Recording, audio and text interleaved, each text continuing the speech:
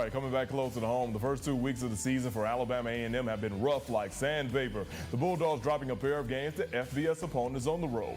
This week, they look to get some home cooking on the hill. Coach Connell Manor and company hosting Austin Peay from the A-Sun on yesterday. Now, A&M's offense actually came out strong. Getting down to the red zone, Xavier Langford throws the flag route, and Brian Jenkins Jr. hauls in the catch for a Bulldogs first down, and they are cooking.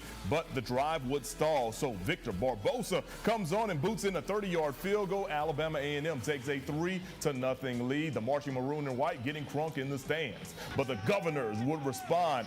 Mike DiLiello stays in the pocket, launches it downfield, and James Burns holds it in 58 yards. Score, Austin Peay takes a 7-3 lead into the locker room. Let's go to the second half now. Austin Peay knocking on the door once again.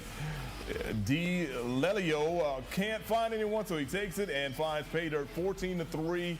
Austin Peay now on top. Alabama A&M's offense, they just were off, and really after that first drive could never get into a groove. So Austin Peay, they continue to take advantage. Trey Goodman on the end of this scoring play right here that puts Austin Peay up 21-7. Tough day at the office. Coach Manor and company, they fall to Austin Peay 28-3. I got to say this real quick. Alabama A&M, 7 possessions in Austin Peay's territory, 3 points to show for it. Coach Manor not happy about that.